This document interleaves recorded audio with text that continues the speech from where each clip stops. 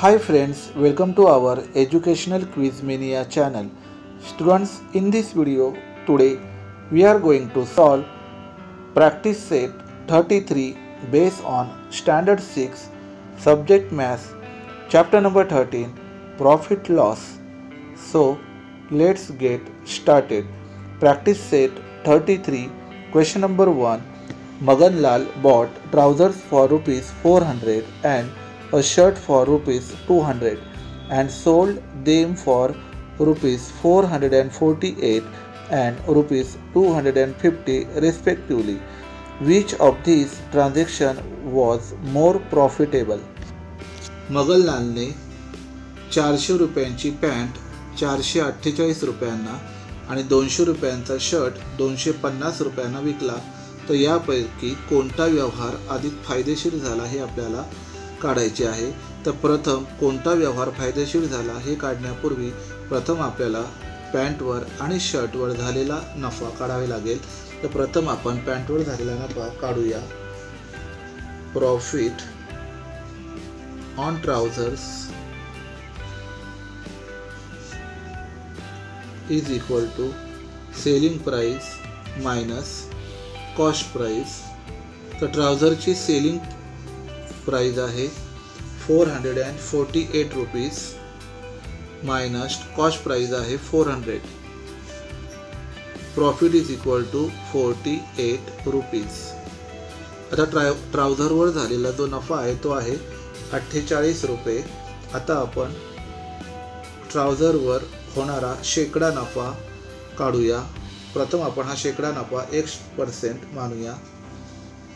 Late the profit on trousers be X%. तर ट्राउझरवर होणारा नफा आपण X% मानलेला आहे. X% म्हणजेच X/100 इज इक्वल टू 100 रुपयावरती X रुपये नफा असेल तर 400 रुपयावरती 48 रुपये, कारण 400 रुपये कॉस्ट प्राइस आहे. तर 400 रुपयांवरती 48 रुपये इतका नफा. आता आपल्याला Xची किंमत काढायची आहे. ते 100 जे भागिले आहेत ते समीकरणाच्या दोन्ही बाजूला गुणिले होते, म्हणजे समीकरणाची उकल मिळेल. 100 भागिले X भागिले 100 गुणिले 100 बरोबर 48 भागिले 400 गुणिले 100. 100 आपण कट केलेले आहेत. हे दोन्ही 0 कट केलेले आहेत. 4 ने भाग लावूया. 4 1 4, 4 2 8, म्हणजेच X बरोबर 12.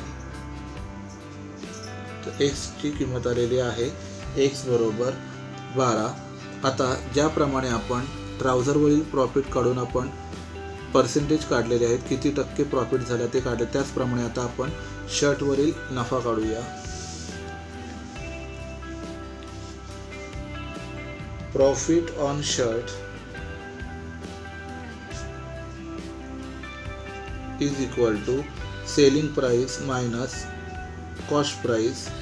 तर शर्टची सेलिंग प्राइस आहे 250 रुपीज मायनस कॉस्ट प्राइस आहे 200 rupees. 250 minus 200 is equal to 50 rupees. तर शर्टवर जो प्रॉफिट झालेला आहे तो आहे 50 रुपये.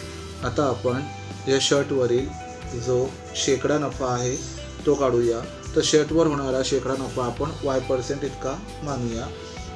Let the profit on shirt be Y%. Y% means Y/100 is equal to, आता शर्टची जी कॉस्ट प्राइस आहे ती आहे 200. 200 वरती 50 रुपीज नफा झालेला आहे. जसं 100 रुपयावरती Y रुपये नफा, तसंच 200 रुपयावरती 50 रुपये नफा. तर पर्सेंटेजमध्ये काढायचं आपल्याला उत्तर.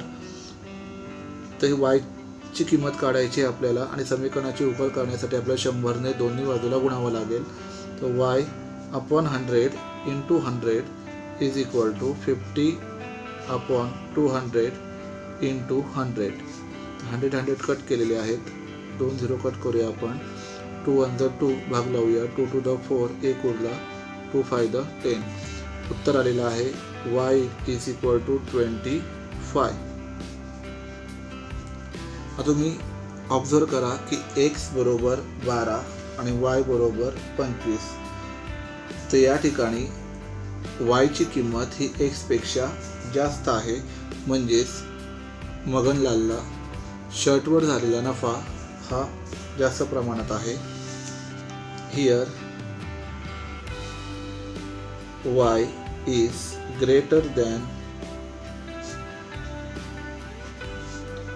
x, therefore the transaction on shirt was more profitable. त्यामुळे शर्टवर होणारा जो नफा आहे तो अधिक आहे. Question number 2.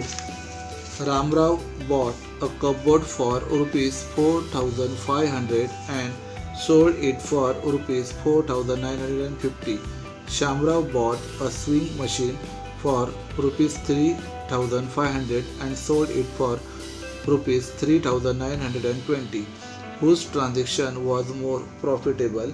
तर या ठिकाणी रामरावने 4,500 रुपयांना खरेदी केलेले कपाट 4,950 रुपयास विकले, तर श्यामरावने 3,500 रुपयास खरेदी केलेली शिलाई मशीन 3,920 रुपयास विकली. तर यापैकी कोणाचा व्यवहार अधिक फायदेशीर झाला हे आपल्याला काढायचं आहे. तर सुरुवातीला ज्याप्रमाणे आपण पहिले ट्राउझर्सचा नफा आणि मग शर्टचा नफा काढला, त्याप्रमाणे इथे आपल्या प्रथम रामरावांचा होणारा प्रॉफिट आणि श्यामरावना होणारा प्रॉफिट काढावा लागेल. तर प्रथम आपण रामरावला कपाटावर झालेला नफा काढूया. आपण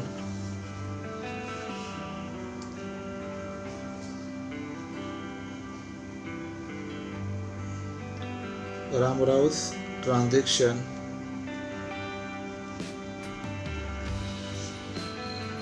profit on cupboard is equal to selling price minus cost price.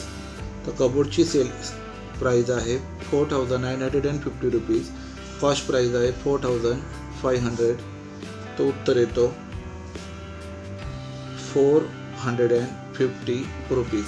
तर कपबोर्डचा जो प्रॉफिट आहे तो आहे 450 रुपीज. आता कपाटावर झालेला शेकडा नफा आपण 8% मानूया. Let the profit on cupboard be 8%. तुम्ही कोणताही अक्षर घेऊ शकता. तर 8% म्हणजेच A/100 इज इक्वल टू, आता कॉस्ट प्राइस आहे 4,500, यावरती झालेला नफा आहे 450 रुपीज. तर एची व्हॅल्यू काढायची आपल्याला. ते 100 भागिले, ते दोन्हीकडे गुणिले केल्यावर आपल्याला उत्तर मिळेल. तर A भागिले 100 गुणिले 100 बरोबर 450 भागिले 4,500 गुणिले 100. 100 आपण कट केलेले आहे, तर 2 0 कट करूया आपण. 45 एके 45, शून्याचा शून्य. उत्तर आलेलं आहे A बरोबर 10. A बरोबर 10. आता आपण श्यामरावला शिलाई यंत्रावर झालेला नफा काढूया. श्यामराव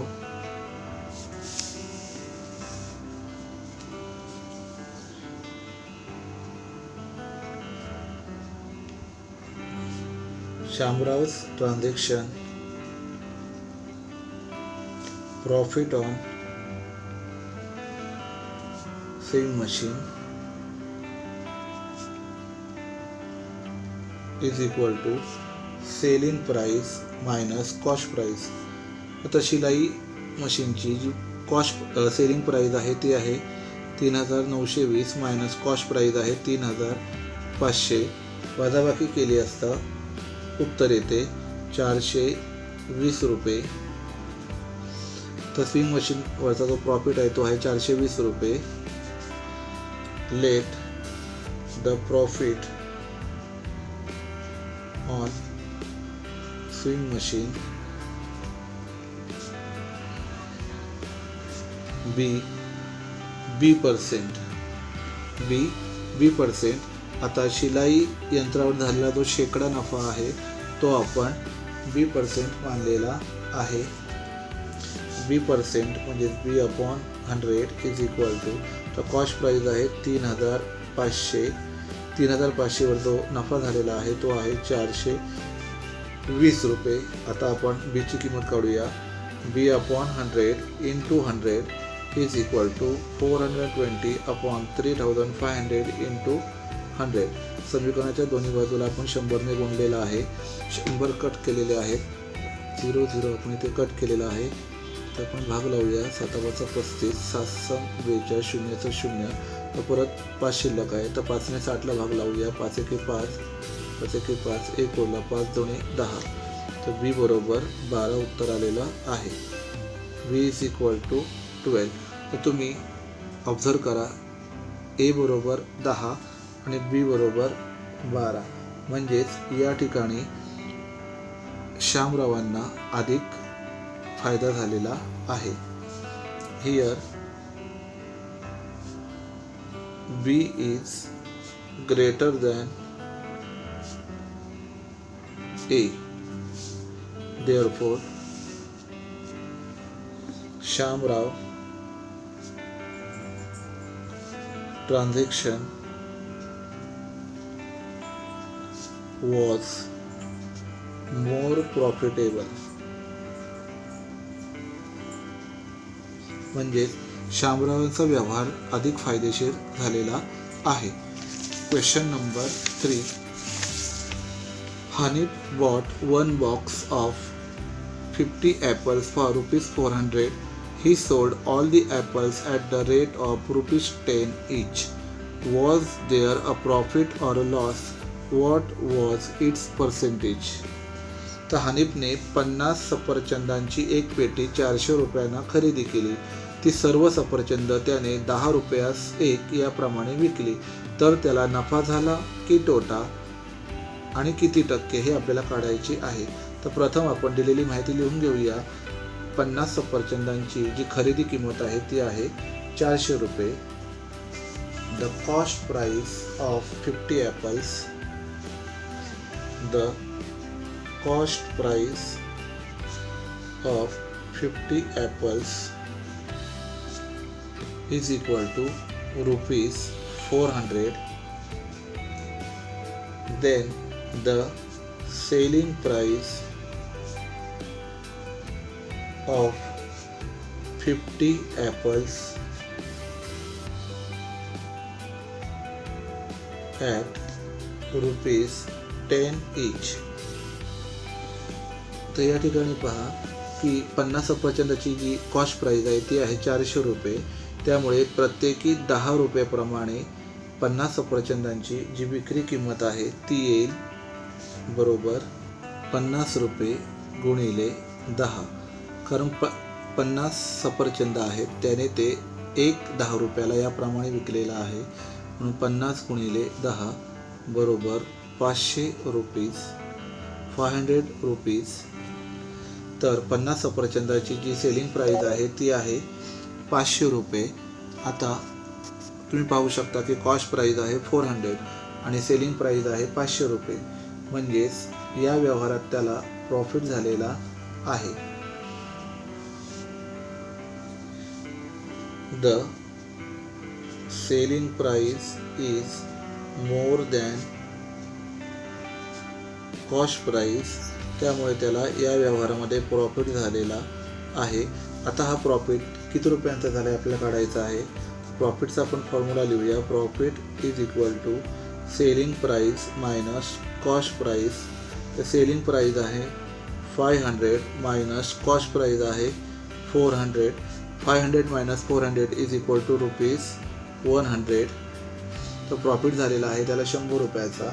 आता हा किती टक्के झाला आपल्याला काढायचा आहे. Let the profit be X%. समजा आपण त्याला हा जो प्रॉफिट झालेला आहे तो X% झाला आहे असे मानू. X% means X/100. 100 रुपयावरती जर x रुपये नफा असेल तर जी कॉस्ट प्राईज आहे 400 रुपीज. या 400 रुपीजवरती त्याला जो नफा झालेला आहे तो आहे 100 रुपीज. आता आपल्याला एक्सची किंमत काढायची आहे तर x/100 into 100 is equal to 100/400 into 100. एक्सची आपल्याला समीकरणाची उकल काढण्यासाठी आपण समीकरणाच्या दोन्ही बाजूला हे जे 100 भागिले आहेत त्याच्या अपोजिट आपण गुणिले केलेले आहेत. 100 आपण कट केलेले आहेत. तर दोन्ही 100मध्ये 0 आपण कट केलेले आहेत. तर 4ने भाग लावूया. 4 1 4 4 2 8 2 उरले 4 5 20. 4ने भाग लावला 100ला 25 उत्तर आलेलं आहे. x is equal to 25. x is equal to 25 म्हणजे टक्केवारी आलेली आहे ती आहे 25. The percentage of profit was 25. म्हणजेच हनीफला जी नफ्याची टक्केवारी आहे ती आहे 25. तर अशा प्रकारे आज आपण प्रॅक्टिस सेट 33 मधील क्वेश्चन नंबर 1 to 3 अभ्यासलेले आहेत. तुम्हाला जर हा व्हिडिओ आवडला असेल तर व्हिडिओला लाईक करा. तुम्ही जर आमच्या चॅनलवर नवीन असाल तर चॅनलला सबस्क्राईब करा आणि हा व्हिडिओ तुमच्या मित्रमैत्रिणींना नक्की शेअर करा जेणेकरून त्यांना या व्हिडिओचा लाभ घेता येईल.